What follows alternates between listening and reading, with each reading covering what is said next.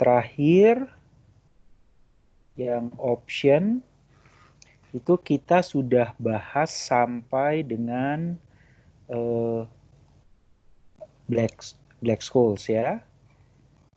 Black scholes, kemudian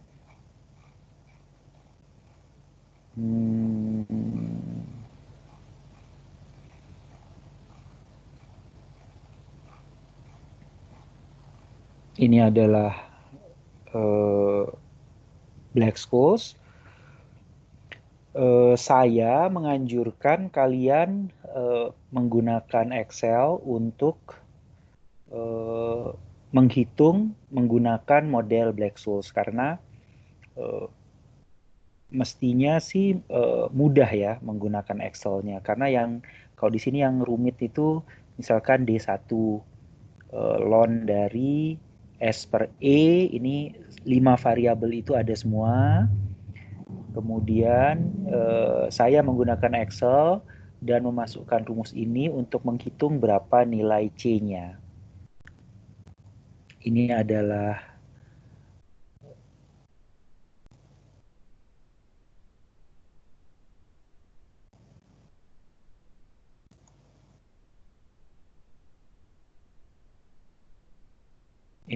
Excel saya. Jadi saya masukkan 5 variabel dari S sampai dengan T.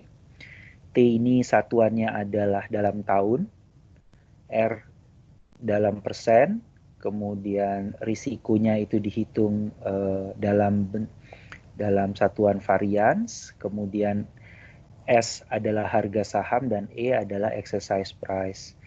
Kemudian bagaimana menghitung D1 dan D2, saya menggunakan rumus yang Black Scholes yang ini, ln S per E dan seterusnya sampai dengan akar sigma kuadrat. Sigma kuadrat itu adalah varians dikali dengan T.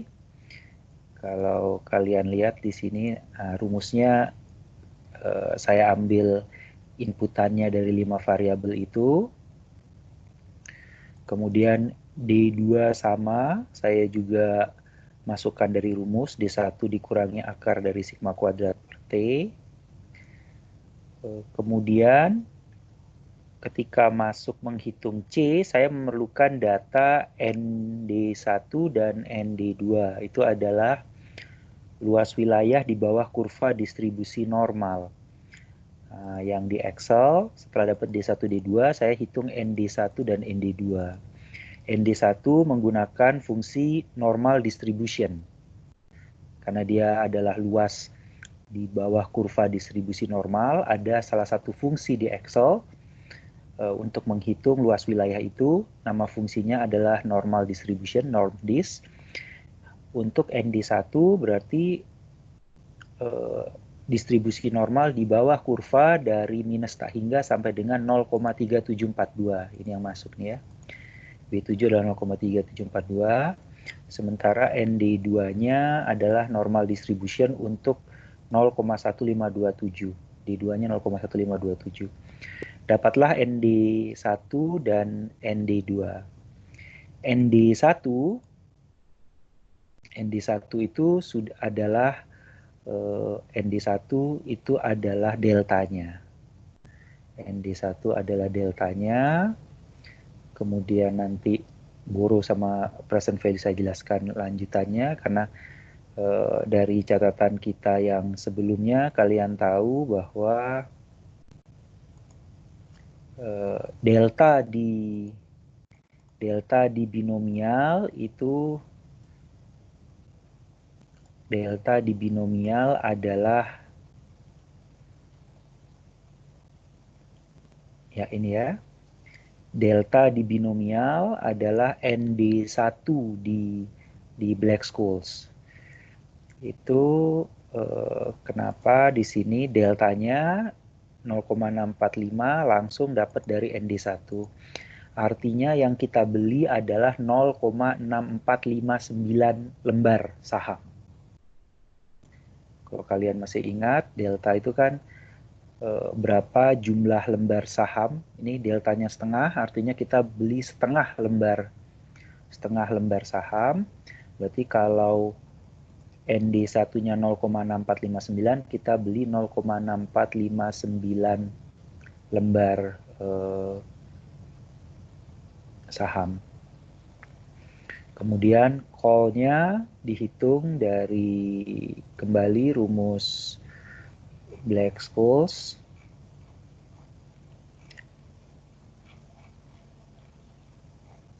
Ini dia, S dikali ND1 dikurangi exercise price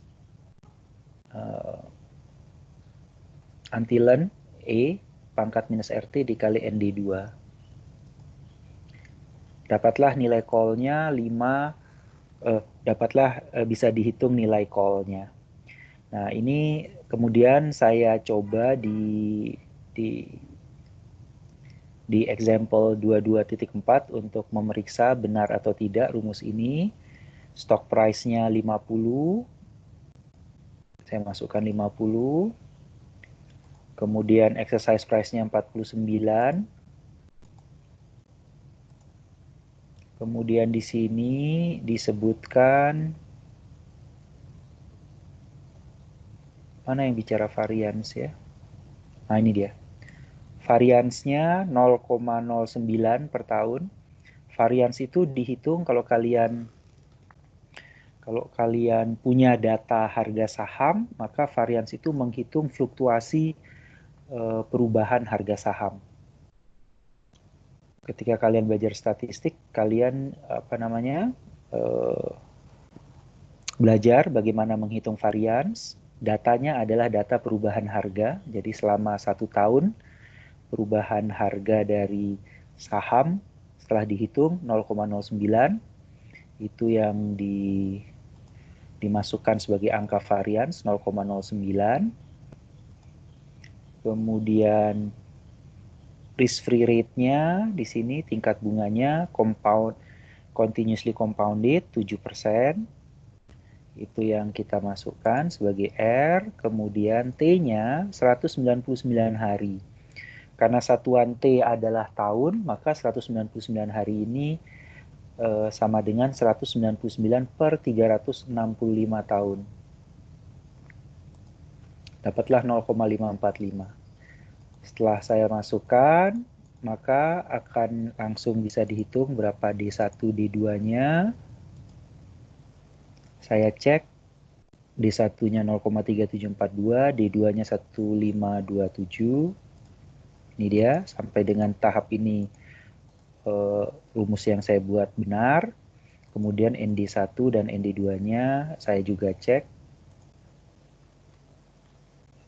64595607. Kemudian dihitung call-nya 5,849 tepatnya. Kalau dibulatkan 5,85. Nah, setelah ini dicek, maka saya punya Excel untuk menghitung menghitung call menggunakan model Black-Scholes. Sampai situ ada pertanyaan tentang menggunakan Excel untuk menghitung call option menggunakan model Black-Scholes. Tidak sulit karena semua fungsi di semua variabel dan perhitungan sudah ada di Excel. Yang baru mungkin adalah normal distribution. Di Excel sudah ada fungsinya namanya normdist. Kalau tidak ada pertanyaan lanjutannya adalah bagaimana menghitung put? Bagaimana menghitung put? Jawabannya put dihitung dari call. Jadi stepnya, logikanya adalah kita tidak langsung menghitung put, tapi kita hitung call-nya dulu, baru setelah kita menghitung call-nya, baru kita bisa hitung put-nya. Kalau di sini kan stock price-nya 50, exercise price-nya 49. Jika tidak disebutkan, ini kan berarti bisa exercise price untuk call, bisa exercise price untuk put. Risk free-nya 0,7, 199 hari, variance-nya 0,09. Kalau yang ditanyakan put, maka kita menghitung call-nya dulu. Menggunakan Black-Scholes, karena rumus Black-Scholes kan untuk menghitung call. Setelah kita dapat call-nya yang 5,85 tadi, maka kita bisa menghitung put-nya. Bagaimana menghitung put-nya? Kita gunakan put call parity.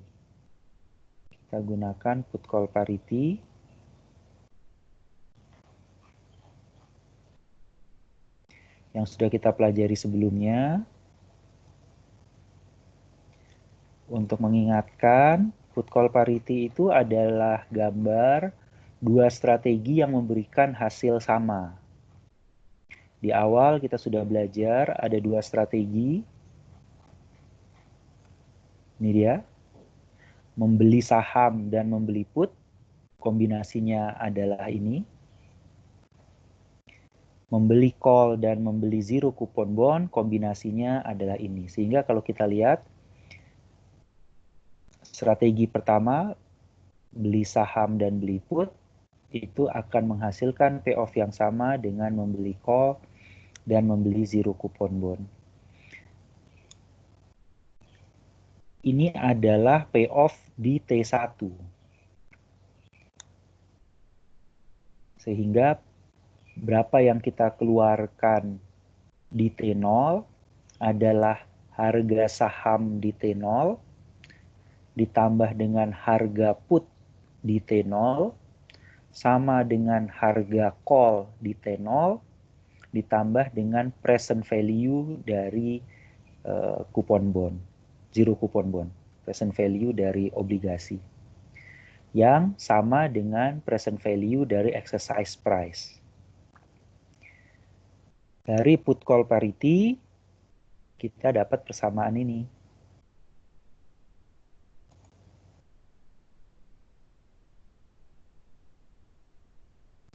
Kita dapat persamaan harga dari saham ditambah dengan harga put itu memberikan outcome yang sama di T1 dengan strategi membeli call dan membeli obligasi.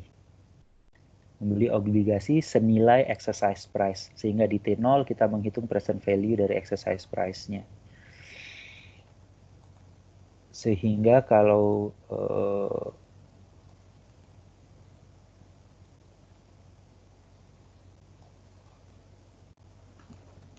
saya sederhanakan rumus yang di 22.1 ini, rumusnya adalah price of underlying stock itu adalah S ditambah price of put, kodenya P, sama dengan price of call, kodenya C, ditambah present value dari exercise price-nya itu E. Sehingga P sama dengan call plus present value dari exercise price dikurangi S. Ini adalah harga put yang dihitung dari harga call. Gitu ya. Menggunakan rumus ini, maka kalau kita kembali ke contoh tadi,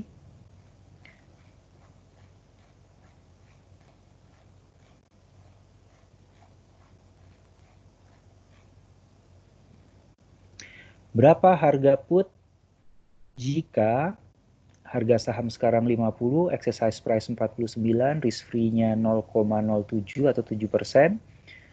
Berapa harga put untuk 199 hari jika variance dari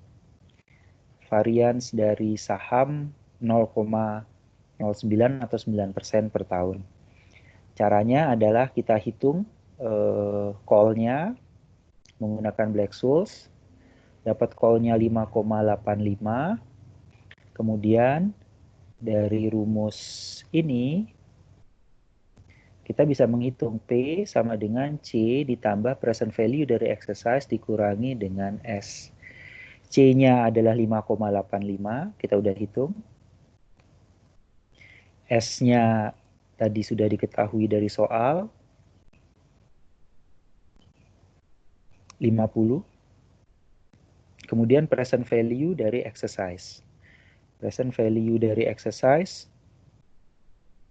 exercise-nya 49, tapi karena ini menggunakan continuous compounded, jadi kan ini ada dua nih cabangnya sebenarnya. Kalau dia discrete, E dibagi dengan 1 plus R pangkat T, gitu kan.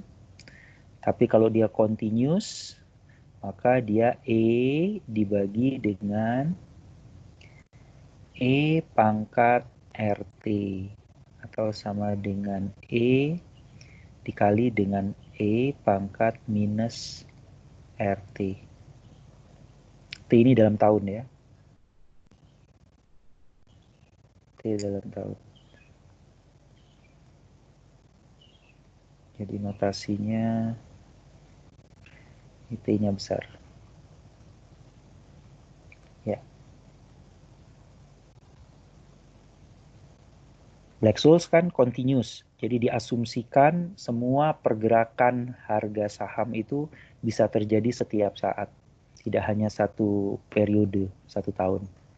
Ini untuk model binomial, present value dari exercise price-nya. Ini adalah untuk continuous, Black-Scholes. Sehingga kita bisa hitung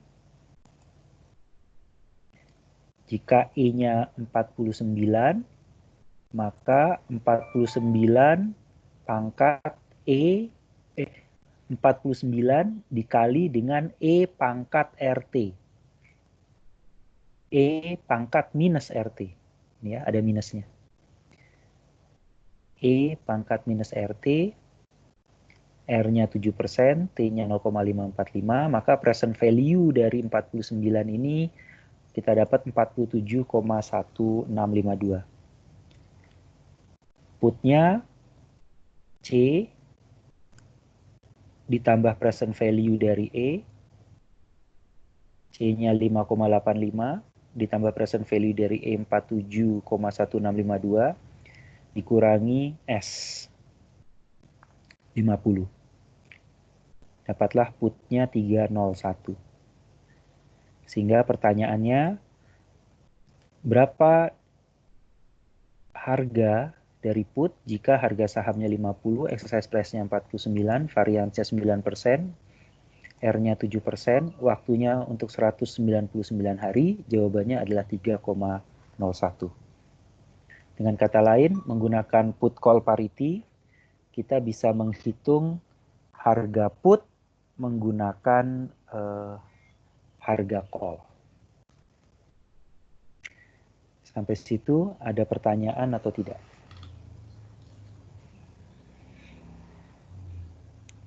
Itu menjawab pertanyaan yang hari Kamis. Ada satu pertanyaan, bagaimana menghitung put? Ya. Izin Pak, nanya Pak. Ya, silahkan. Berarti kalau misalnya binomial juga sama juga ya Pak ya? Pakai put Sama. call parity juga ya Pak ya? Betul, betul. Hanya kalau untuk binomial, present value dari exercise price-nya tidak menggunakan continuous model ya, bukan dibagi dengan E pangkat RT, tapi 1 plus R pangkat T. 1 plus R pangkat T. Gitu ya. Nanti waktu latihan soal kita akan kerjakan bagaimana menghitung put untuk yang binomial model. Oke. Ada pertanyaan yang lain?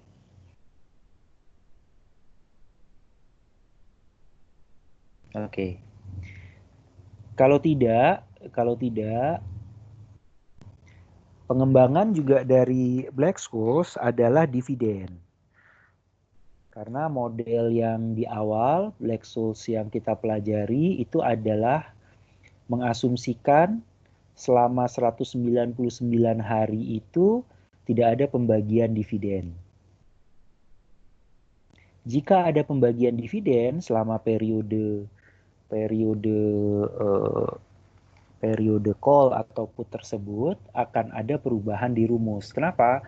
Karena ketika dividen dibagikan akan terjadi perubahan harga per lembar saham. Karena untuk cash dividen, harga per lembar saham akan turun sebesar cash dividen yang dibagikan per lembar saham. Jika harga per lembar sahamnya tadi misalkan 50, kemudian dibagikan per lembar saham dividen $1, maka ketika dibagikan dividen itu nilai cash perusahaan kan turun. Karena cash-nya turun, asumsinya liabilities tetap, maka equity-nya akan turun. Nilai perusahaan turun, maka harga per lembar sahamnya akan turun. Yang tadinya 50 bagi dividen $1, maka harga per lembar sahamnya sekarang 49. Bagaimana menghitung perubahan harga saham karena pembagian dividen itu dan efeknya ke harga call-nya, itu rumusnya, jadi harga saham akan terpengaruh, S akan terpengaruh karena ada pembagian D. Ya, ini ada D kecil kan di sini ya, beda dengan D1 sama D2.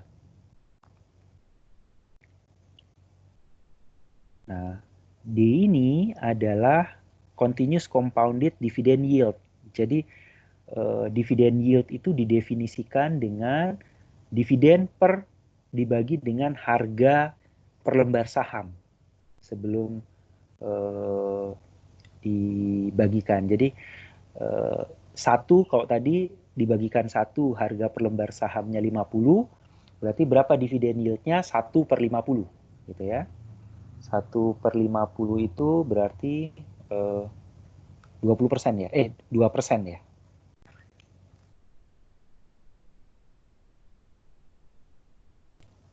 1 dibagi 50.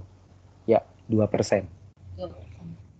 2%. Tapi itu disetahunkan ya, compounded dividend yield, continuous compounded dividend yield. Nah, untuk perhitungan gampangnya tadi yang 1/50 itu 2%, berarti D di sini adalah 0,02. 2% dari 1/50 itu yang akan mempengaruhi harga saham. Dia negatif karena harga saham akan turun pengaruhnya, di present value kan. Kemudian D1-nya juga pengaruh. Jadi R-nya, risk free-nya itu dikurangi dengan D, 0,02 atau 2% tadi. Rumus D2-nya tetap D2 adalah fungsi dari D1. Itu yang menghitung nilai call jika ada dividen yang dibagikan.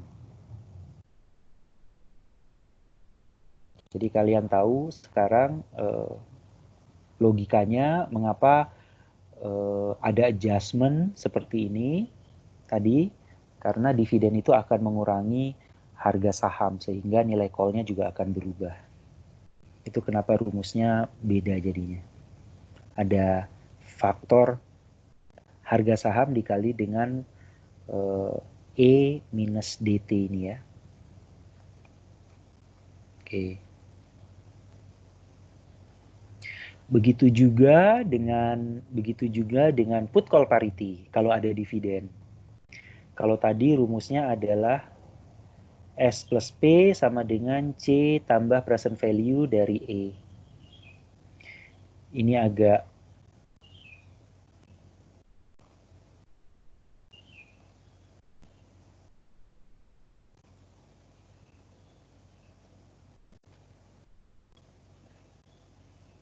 kenapa ini minus ya?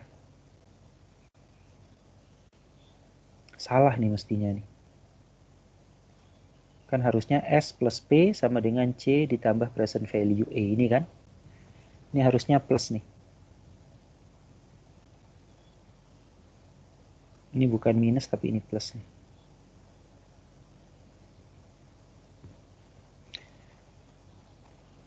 Kalau ada dividen, maka S-nya nih sama seperti ini, S-nya di-adjust, dikali dengan E pangkat minus DT. Tapi persamaannya tetap sama. S plus P sama dengan C plus PV. Ini adalah put call parity kan ya. S-nya aja yang di-adjust. Itu menghitung kalau put call parity kalau ada dividen. Sampai situ ada pertanyaan atau tidak?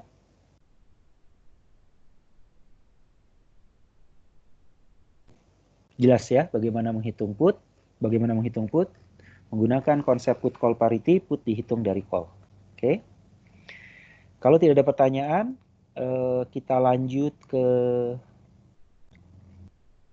PR dulu ya. Sebelum kita bahas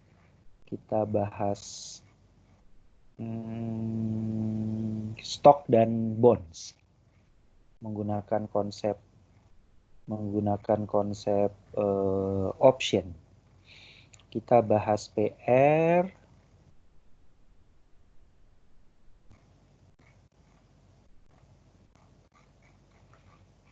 Karena dua PR ini sama, kita bahas salah satu aja ya.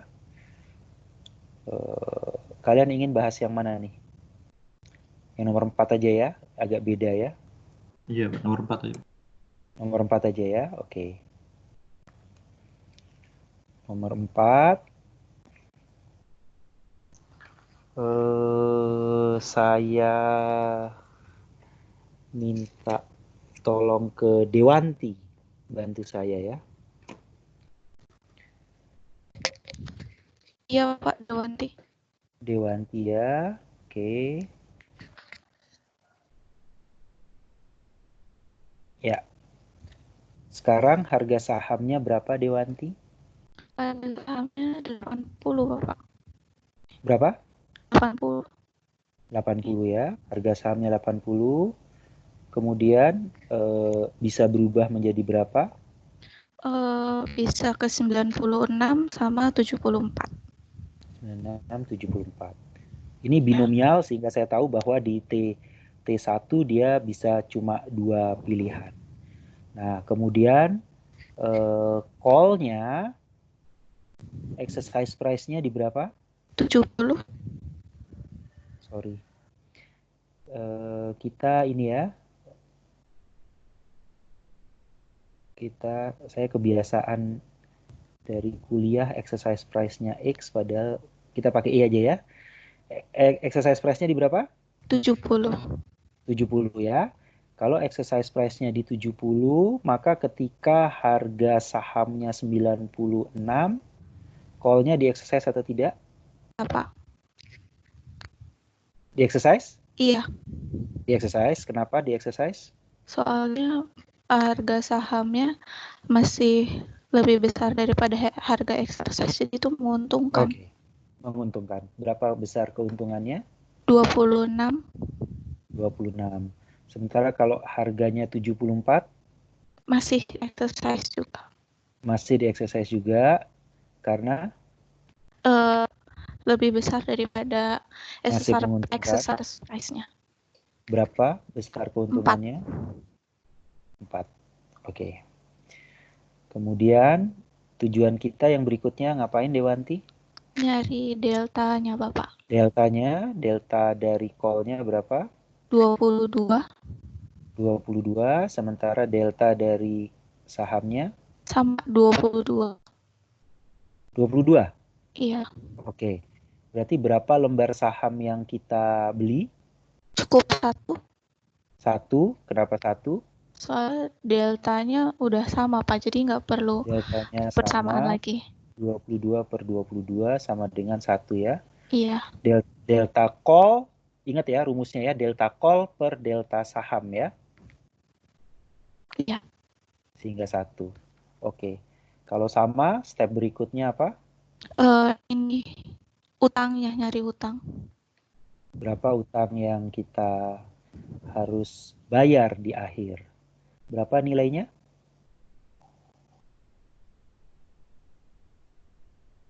Berapa nilai utang yang harus kita bayarkan di T1?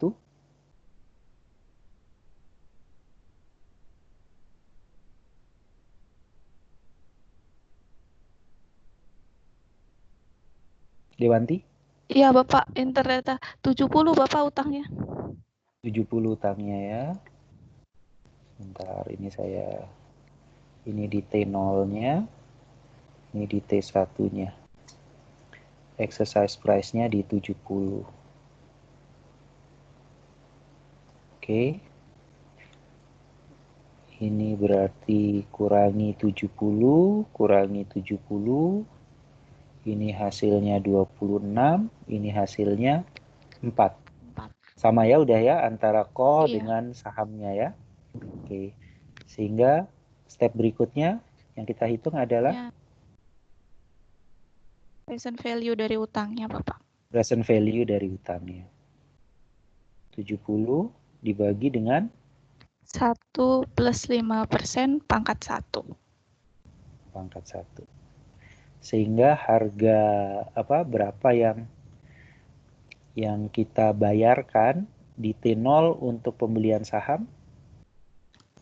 Mana yang PV-nya itu yang min ya, yang 80. yang minus yang 80 ya. Ini yang minus ya. Oke. Ini yang positif. PV dari 71, present value dari 70 berapa? 66,67. Ini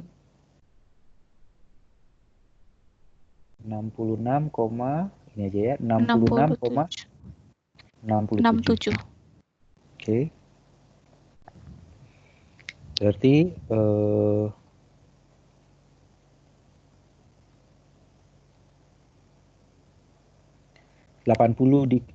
minus 80 ditambah 66,67 hasilnya adalah Minus 13,33. 13,33. Berarti berapa harga call-nya? Minus 13,33. 13,33. Berarti harga call-nya $13,33. Sampai situ ada pertanyaan atau tidak?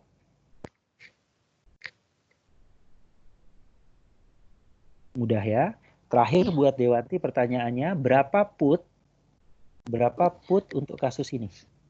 Sebentar, Pak.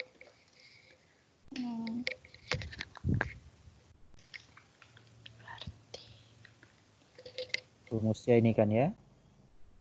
Iya. Kan. S ditambah P sama dengan PV dari exercise price ditambah dengan C. C, ya.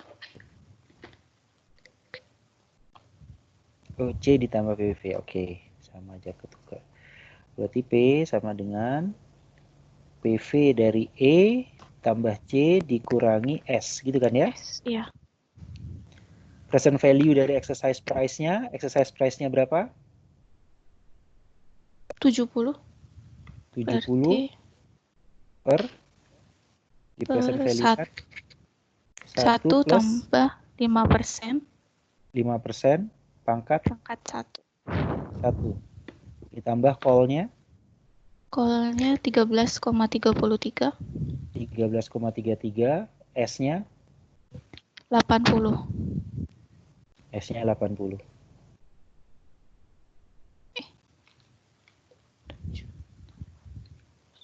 Ya. Berapa hasilnya? 0, Bapak. 0 harga putnya. Bentar. 66, Iya benar. Iya, 0, Pak. 0 ya. Oke. Nggak ada nilainya put.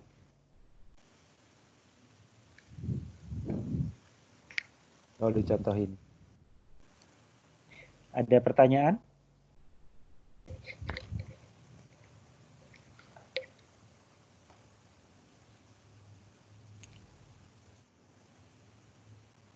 Sampai situ ada pertanyaan atau tidak?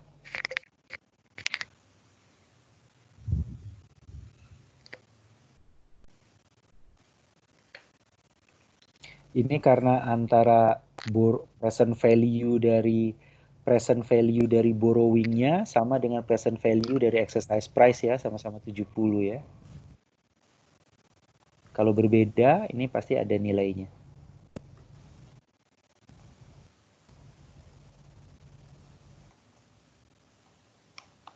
Nah, ini contohnya exercise price-nya 90 bukan 70.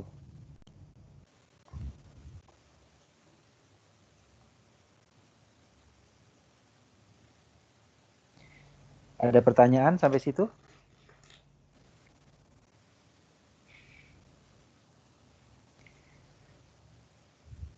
Bisa ya? Ya, bisa Bapak. Yang lain ada pertanyaan atau tidak untuk menghitung call, price, dan put menggunakan binomial? Ini kalau saya lihat mestinya sih cuma diganti angkanya aja ya. 80, 96, 74. Kalau di sini 62, naiknya 70, kemudian 50. Exercise price-nya 535. Oke.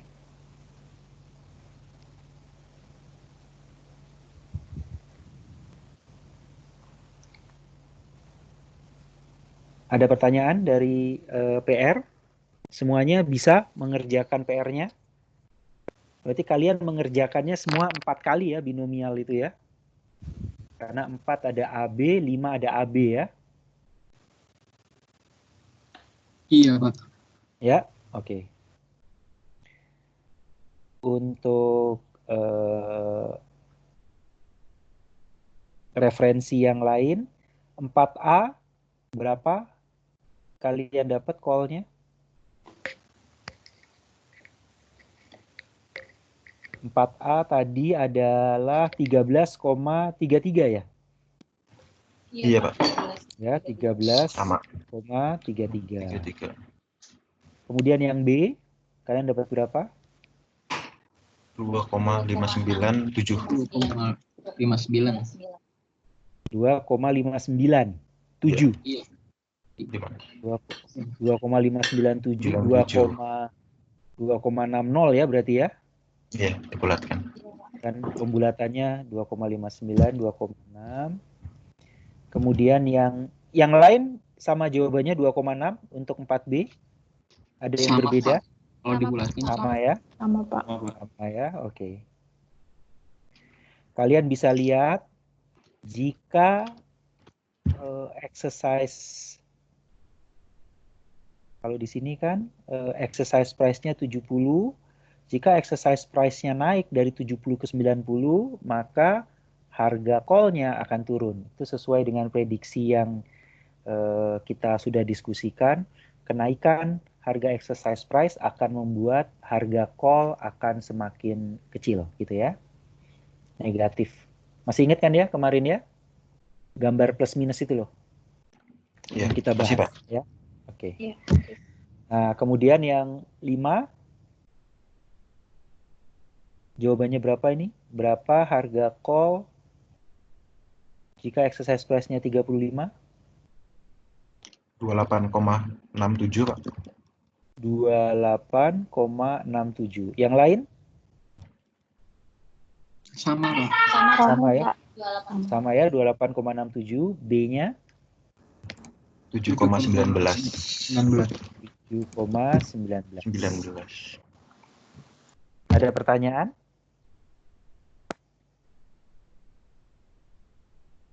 Oke.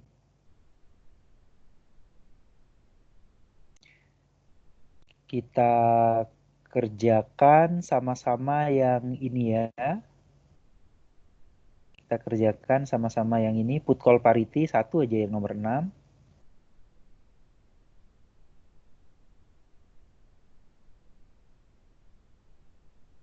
Harga sahamnya 38.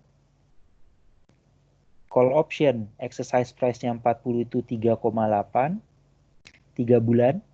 Risk-free rate-nya 2,6%, compounded continuously. Berarti kita pakai model yang continuous.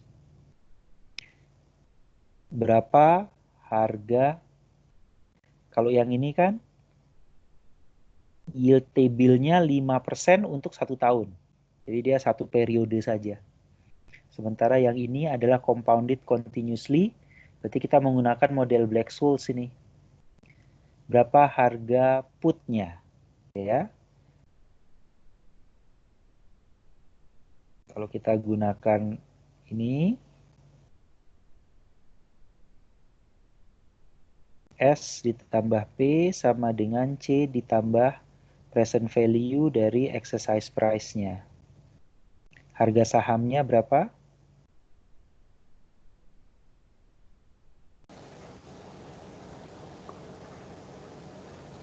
38, Pak. 38, ini 38. Put-nya kita ini yang ditanyakan, harga call-nya 3,8.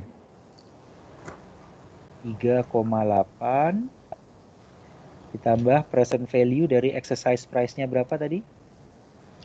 Exercise price 40. 40 dikali dengan E minus R-nya berapa? 2,6%. 0,0026 berarti ya. Dikali T-nya 3 bulan dalam tahun berarti 4. seperempat ya. 3 per 12. Ya. P sama dengan 3,8 ditambah dengan 40 kali E pangkat minus 2,6% kali 3 per 12 dikurangi dengan 38. Coba hitung berapa harga putnya.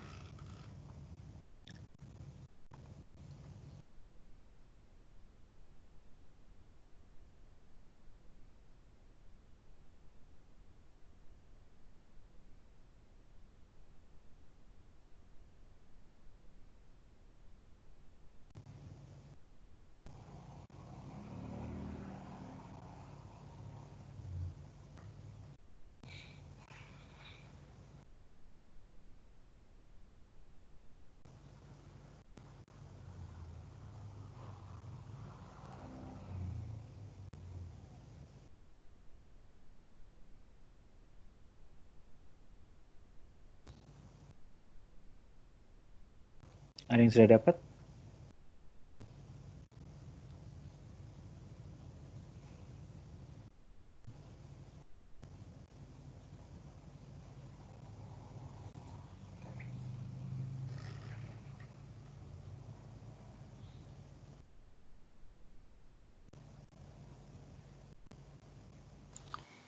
Rp5,54, Pak. 5,54. Yang lain?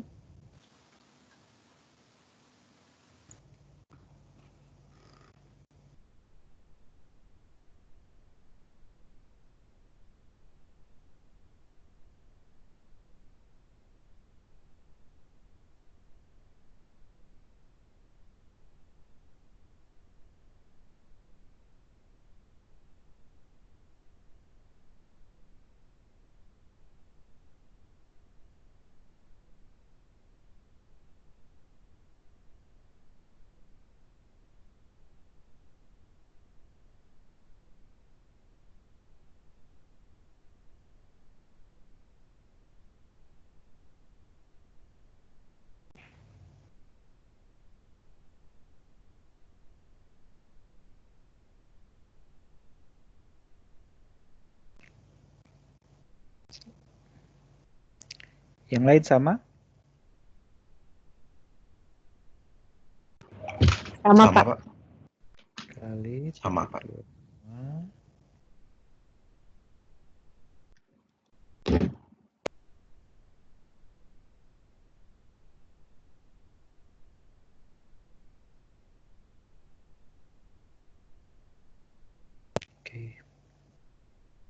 Saya cek dulu ya.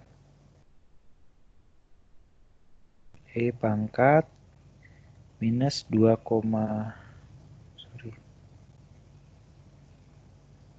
E pangkat 2,6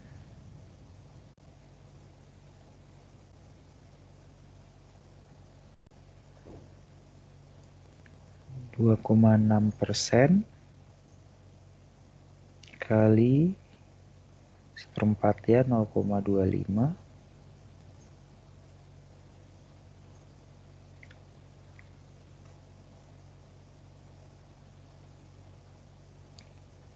kali 40, present value-nya 39,7408 ya. Iya, Pak. Dikurangi 39,7408 dikurangi 38 ditambah 3,8. 5,5408. Sampai situ ada pertanyaan atau tidak untuk menghitung put dari call?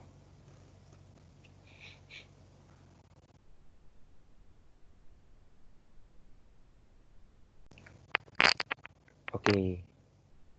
Kalau tidak, put call parity sudah, sehingga kalian bisa menghitung put. Selanjutnya adalah kita bicara tentang saham dan utang perusahaan.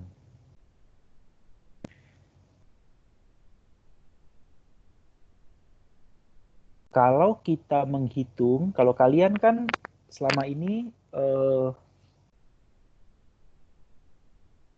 menghitung berapa nilai perusahaan, itu menggunakan discounted cash flow method. Jadi kalian present value kan cash flow di masa yang akan datang, baik dari bonds, jadi berapa present value dari cash flow yang diterima oleh bondholder di masa yang akan datang, itu dapat nilai B, bonds, nilai utang perusahaan, market value of debt, market value of bond, kemudian present value dari cash flow yang diterima oleh stockholders, itu S. Gitu. Nah, selama ini pendekatannya gitu, sehingga nilai perusahaan V sama dengan B ditambah S. Ini kalau saya gambarkan kan kurang lebih seperti ini nih. Nah, VA itu adalah VB ditambah VS. Nilai dari perusahaan sama dengan present value dari cash flow yang di-generate oleh aset perusahaan. Ini menggunakan FCFF gitu kan ya. Ini menggunakan FCFE. Dapatnya VS. Nilai perusahaan adalah market value dari utang ditambah dengan market value dari equity. Ini adalah yang kalian pelajari selama ini, discounted cash flow method namanya, untuk menghitung nilai perusahaan. Kalau kita hitung FCFF, kita dapat nilai perusahaan secara keseluruhan. Kalau kita menggunakan free cash flow to equity, kita dapat nilai perusahaan hanya bagian stockholders-nya saja. Ini juga sebenarnya present value dari utang perusahaan, berapa market value-nya, kalau ditambah dengan market value dari equity, sama aja. FCFF sama dengan FCFE ditambah dengan ini gitu ya. Oke. Nah, itu yang kalian pelajari. Kalau option, ngelihatnya seperti ini nih nilai option ya. Berapa sih nilai market value dari saham, market value dari equity? Option melihatnya seperti ini. Kalau saya adalah stockholders, saya sebagai pemegang saham, apalagi kalian sudah belajar yang financially distressed firms ya. Financially distressed firm. Kalau seandainya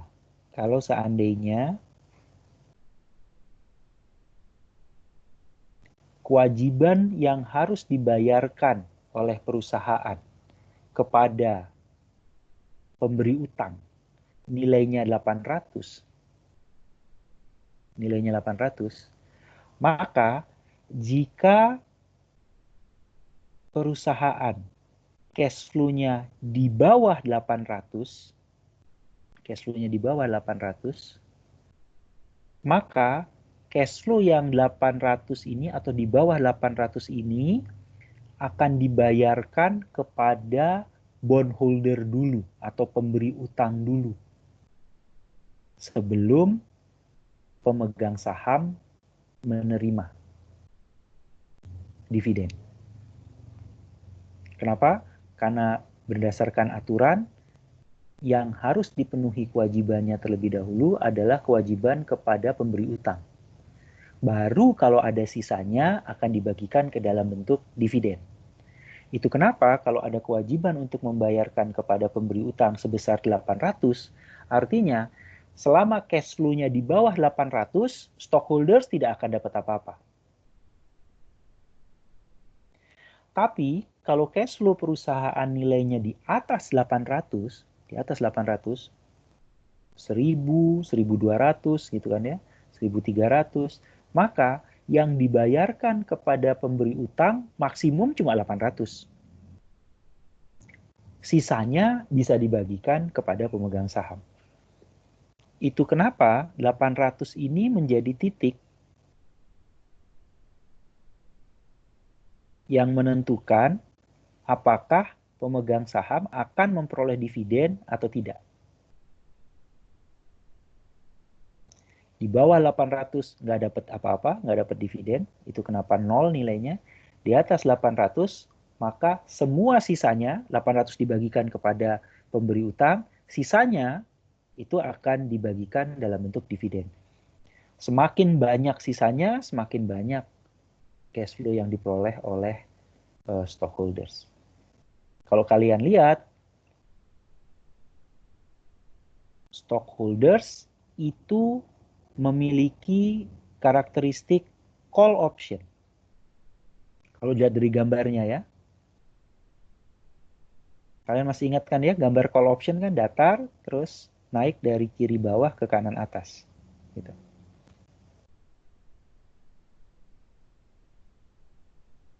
Sementara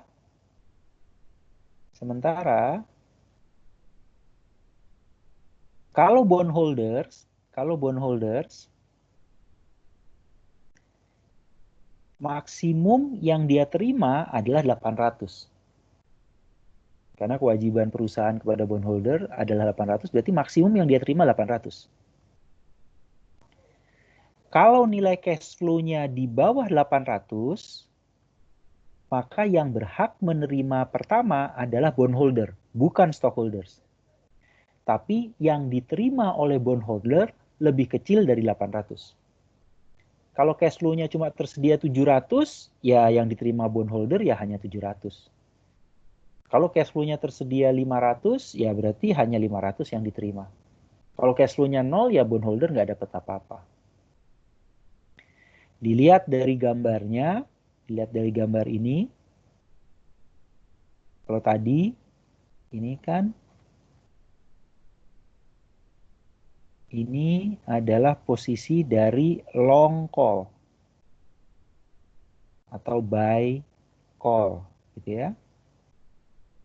Sementara kalau bondholder ini adalah short put atau sell put. Jadi saya sebagai stockholders itu seolah-olah buy call ke perusahaan, sementara sebagai bondholder saya sell put ke perusahaan. Sampai situ ada pertanyaan atau tidak? Ini adalah sudut pandang bondholder dan stockholders dari sisi option untuk melihat bahwa kontrak sebagai bondholder itu sama saja dengan sell put. Sementara saya sebagai stockholders itu sama saja dengan buy call. Karena lihat dari gambarnya itu sama dengan option.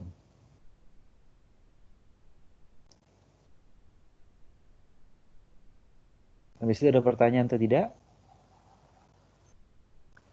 Berarti dengan kata lain kita bisa menghitung ya, kalau seandainya ini stockholders bisa dihitung menggunakan call option, berarti saya bisa dong menghitung berapa nilai dari saham menggunakan rumus Black-Scholes. Kenapa? Karena Black-Scholes itu kan menghitung call option.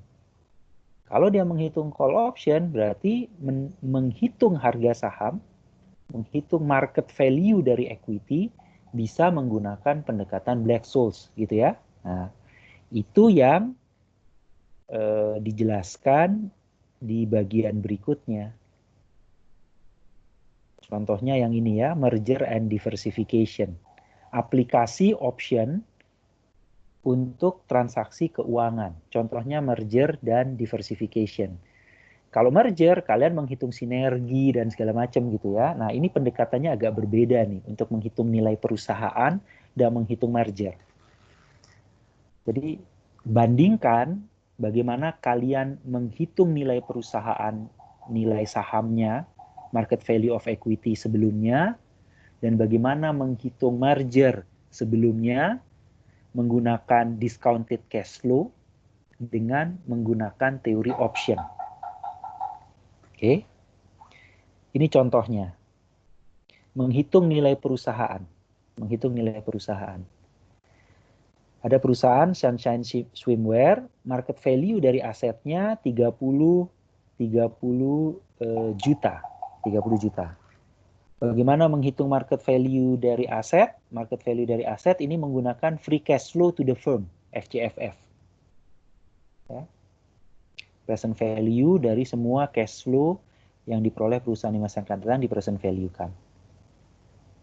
Pertanyaannya sekarang, jika market value dari aset free cash flow perusahaan itu 30 juta, pertanyaannya adalah 30 juta ini berapa bagian untuk bondholder, berapa bagian untuk stockholders gitu. Oh, bisa Pak. Cara yang selama ini dipakai adalah berapa nilai utang perusahaan, saya hitung market value dari utang perusahaan itu. Jadi utang perusahaan dihitung di present value kan menggunakan discount rate saat ini berapa market value-nya. Nah, itu bisa dapat nih, berarti dari 30 juta itu berapa utangnya, berapa equity-nya. Tapi bisa juga menggunakan teori option. Bagaimana caranya?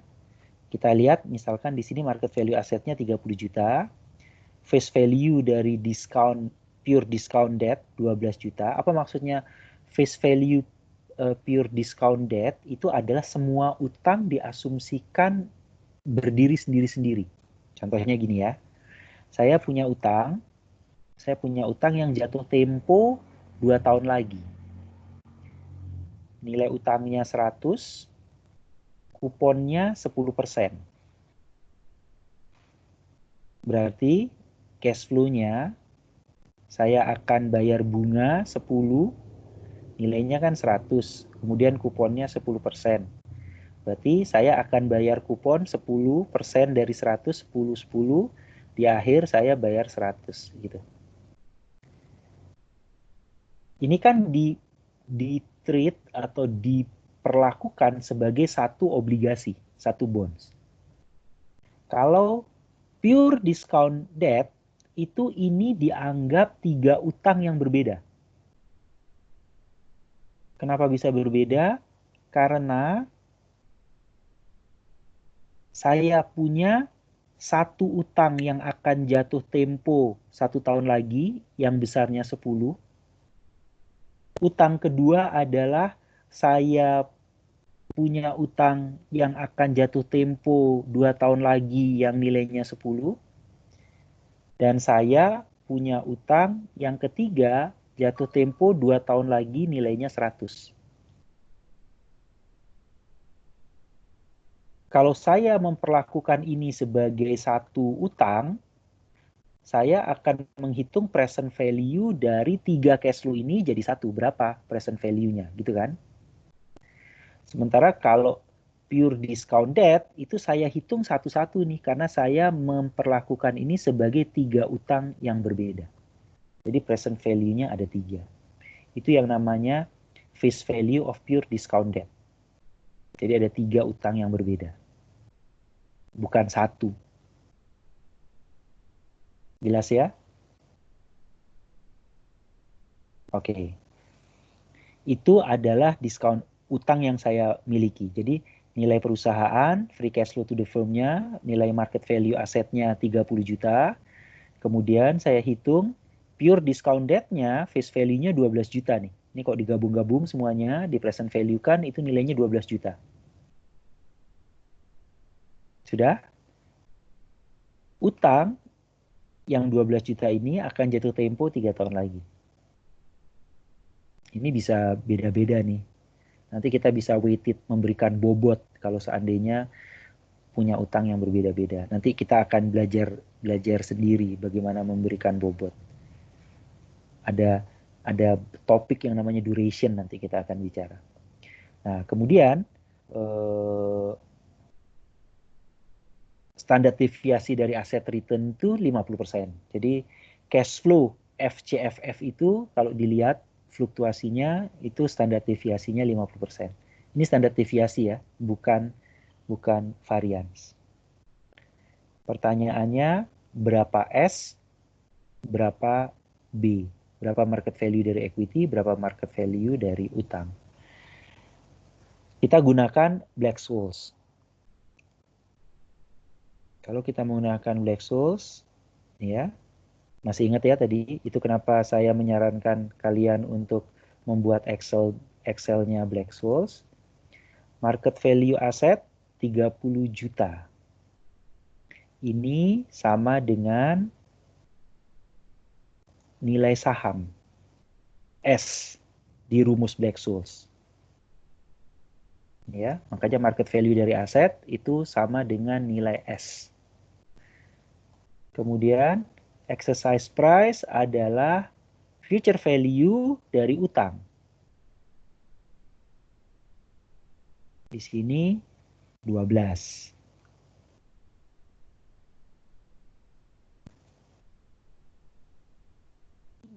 Kalau nilai perusahaan di atas 12, maka yang dibayarkan kepada pemegang saham kelebihannya. Jadi misalkan nilai perusahaan 15, maka 12 digunakan untuk bayar utang, 3-nya dibagikan sebagai dividen ke pemegang saham. Tapi kalau nilai perusahaan itu di bawah 12, di bawah future value of debt-nya, katakan 10, maka tidak ada cash flow yang akan dibagikan ke stockholders, 10-10-nya akan dibayarkan kepada bondholders. Jelas ya?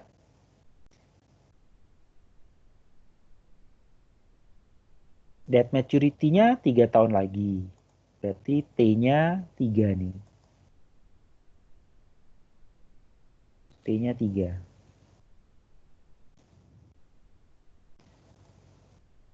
Variansnya di sini standar deviasinya 50%. Berarti variansnya 50% kuadrat. Siapa yang tidak tahu, varians itu adalah standar deviasi pangkat 2. Ya, 0,5 kuadrat, 0,25 variansnya berarti. Oke. Tingkat bunganya 5%. Tingkat bunga 5%. 30, 12, standar deviasinya 5 dikuadratkan 0,25, risk free-nya 5, periodenya 3 tahun. 3 tahun ke depan. Nilai call-nya 20,42. 20,424. Tadi ingat ya, kalau dari sisi option, saham itu sama dengan memiliki call. Stockholder sama dengan memiliki call. Berapa nilai call-nya? Setelah dihitung menggunakan Black-Scholes, 20,424. Ini dia. 20,424. Kalau 20,424 adalah nilai dari call yang sama dengan nilai dari stok, sementara nilai perusahaan adalah 30, maka market value of debt-nya adalah 30 dikurangi dengan 20,424. Present value dari utangnya adalah 9,576. Itu kenapa Sunshine Swimwear yang nilai asetnya 30 juta, itu berapa nilai sahamnya? Nilai sahamnya 20,424. Nilai equity-nya 9576. Sampai situ ada pertanyaan atau tidak? Menghitung nilai saham, market value of equity, menggunakan option pendekatannya. Jadi bukan pakai FCFA lagi ya, pakai option, menggunakan Black-Scholes.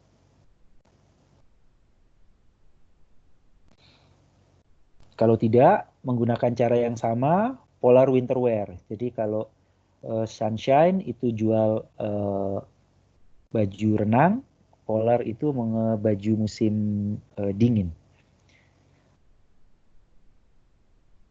Menggunakan cara yang sama, kita bisa melihat bahwa Polar Winter Wear itu market value of equity-nya 7, market value of debt-nya 2,999. Dari 10 ini terbaginya 7 ke market value of equity, 3-nya adalah market value of debt. Ada pertanyaan atau tidak? Itu valuation menggunakan call option. Sekarang merger. Bagaimana kalau kedua perusahaan ini melakukan merger? Kalau kedua perusahaan ini melakukan merger, maka lihat ya, 30 ditambah 10 market value of asset-nya 40. Kalau dilihat dari sini tidak ada sinergi. Kenapa tidak ada sinergi? Kan nggak ada penambahan nilai. 30 plus 10, 40 sama-sama 40 kan. Kalau misalkan dari sinergi kan jadinya 45 atau 50 gitu kan ya. Berarti ini nggak ada asumsinya tidak ada sinergi nih. 40. Nilai utangnya jatuh tempo yang satu Sunshine jatuh temponya nanti 3 tahun lagi 12 juta.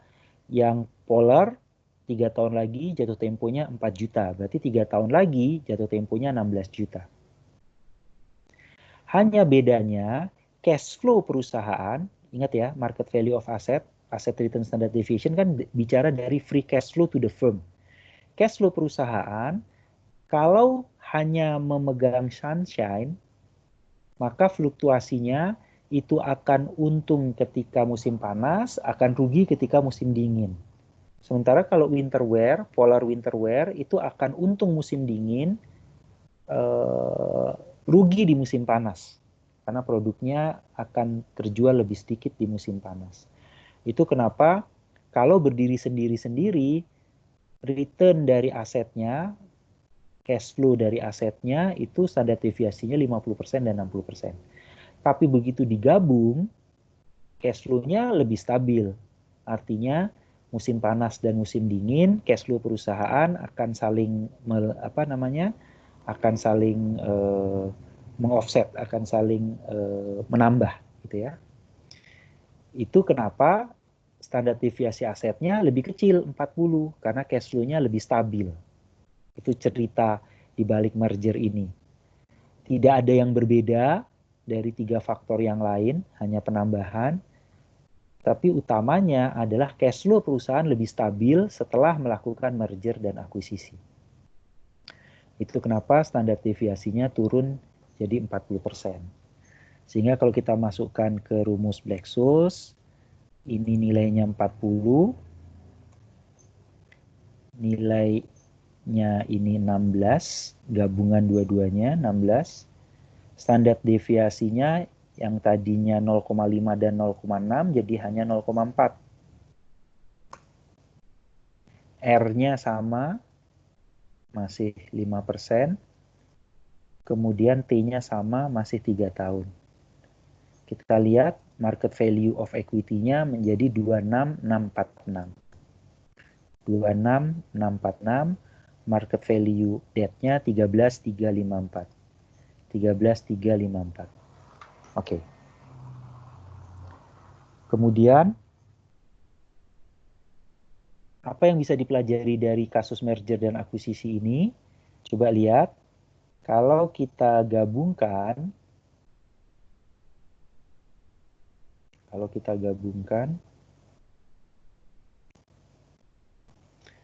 supaya kalian jelas, saya cut saja ini ya. Ini dua ini.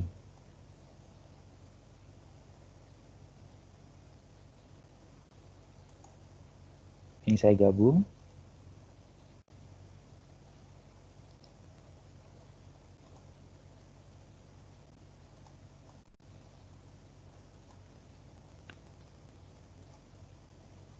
Supaya kalian melihat bedanya.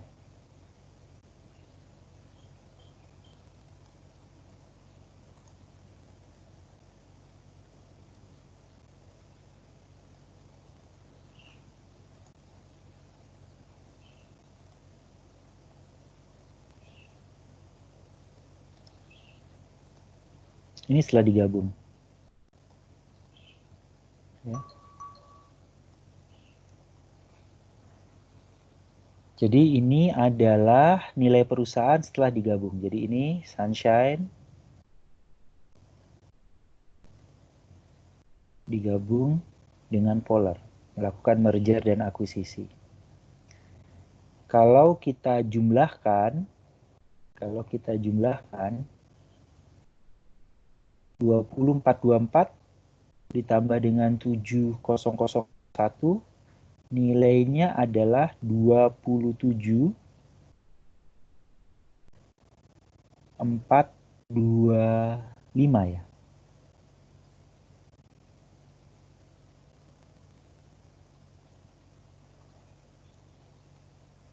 Sementara 9 juta ditambah 3 juta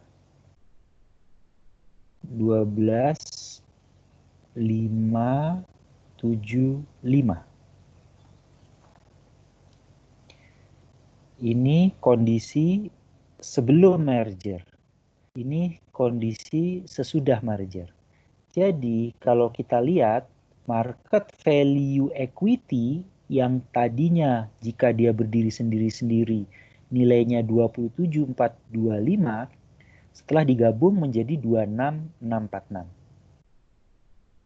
Market value dari utang yang tadinya 12.575 itu naik menjadi 13.354. Penyebabnya adalah yang tadinya ini standar deviasinya 50% di sini.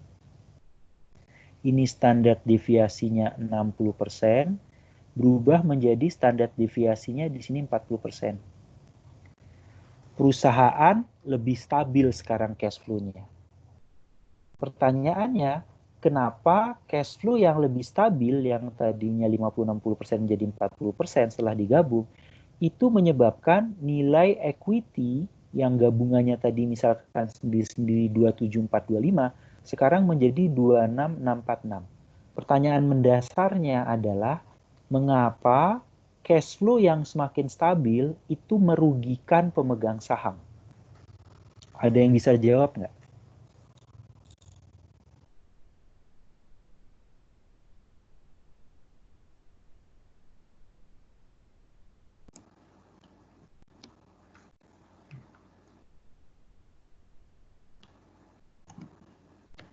Mungkin karena deviasinya Pak jadi menurun ya Pak. Kenapa deviasi atau standar deviasi yang menurun itu menyebabkan pemegang sahamnya rugi ya? Deviasi yang menurun kan berarti cash flow-nya lebih nggak fluktuatif ya Pak. Betul. Jadi dikaitkan sama ininya, bentar Pak. Ini.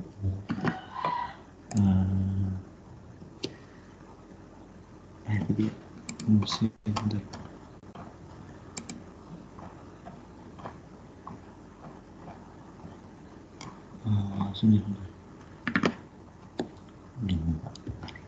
Deviasi. Oh, less volatil ya, Pak. Jadi, Iya.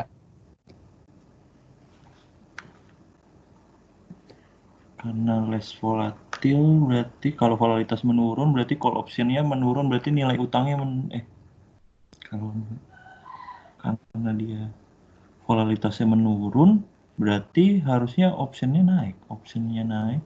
Enggak. Nilai optionnya Iya, naik berarti iya. kan nilai utangnya naik, berarti nilai pemegang sahamnya turun, Pak, berarti. Bukan. Lihat.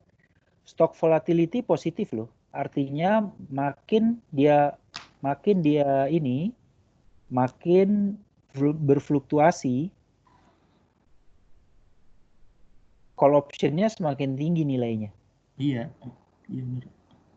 Terus dalam kondisi yang merger, stock volatility-nya turun dong. Oh iya. Kalau stock volatility-nya turun, artinya nilai call option-nya juga akan turun. Bener nggak? Iya. Tadi kita pelajari bahwa stok itu, pemegang saham, itu sama saja memegang call option. Iya. Ketika stok volatility-nya turun, nilai pemegang saham semakin kecil. Apa penyebabnya?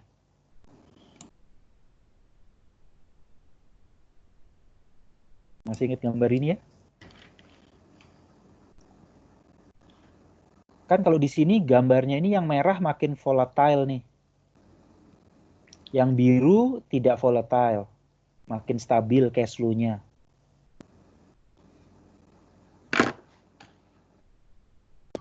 Kembali ke pertanyaan yang kemarin, ke tabel ini. Sebagai pemegang call option, mana yang lebih menguntungkan?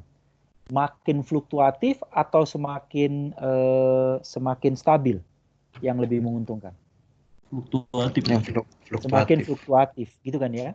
Sehingga stockholders, kalau dilihat stockholders sebagai pemegang call option, cash flow yang semakin stabil itu justru tidak menguntungkan pemegang saham. Pemegang saham itu justru makin untung kalau cash flow-nya itu makin fluktuatif dia. Karena kan artinya dia dapat tambahannya akan semakin banyak, semakin besar. Sementara kalau tidak ya dia nggak rugi. Kalau misalkan perusahaan nilainya di bawah 800 cash flow-nya, ya udah. Itu yang akan menanggung adalah bondholder.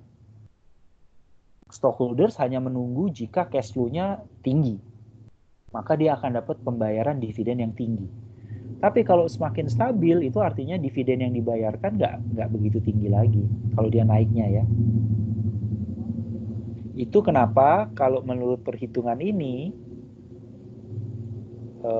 merger dan akuisisi untuk diversifikasi usaha yang membuat nilai free cash flow-nya itu tidak terlalu fluktuatif, itu justru akan merugikan pemegang saham. Ya. Ingat nggak waktu kita belajar merger akuisisi, ada 2 alasan yang tidak tepat jika melakukan merger akuisisi. Yang tepat kan cuma sinergi dan NPV-nya positif gitu kan ya. Tapi kalau satu tujuannya untuk meningkatkan earning, itu enggak. Masih ingat kan ya? Karena pasti earningnya akan naik. Karena kalau ini digabung, jumlah saham beredarnya kan akan semakin sedikit. Ingat nggak itu? Kemudian yang kedua, alasan diversifikasi itu nggak tepat.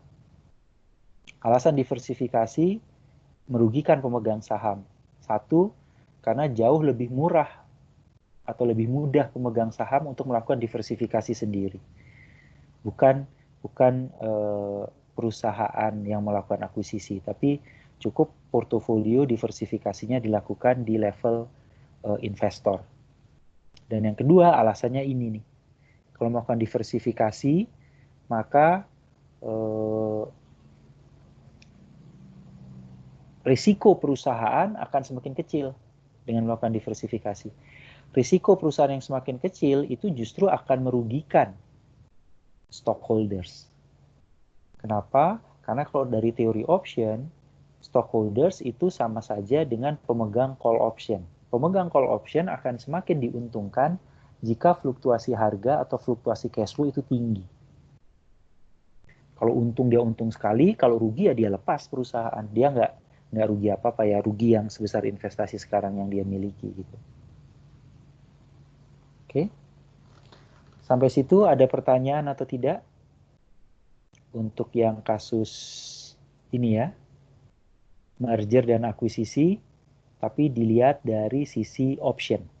Begitu juga valuation dilihat dari sisi option. Kalian bisa lihat menggunakan Black-Scholes, aplikasinya bisa macam-macam. Jadi banyak hal yang bisa kita nilai ulang, kita hitung nilainya menggunakan Black-Scholes.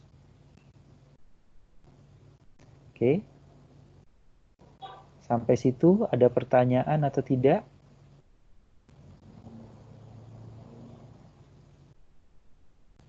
Kalau ini capital budgeting.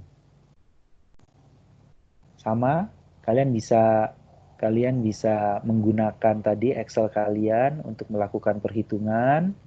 Kemudian kalian lihat bagaimana aplikasi option itu untuk capital budgeting. Beda lagi nih dengan yang kalian hitung selama ini yang NPV-nya itu menghitung NPV. Dasarnya sama, tapi perhitungannya adalah option. Oke. Sampai situ ada pertanyaan atau tidak?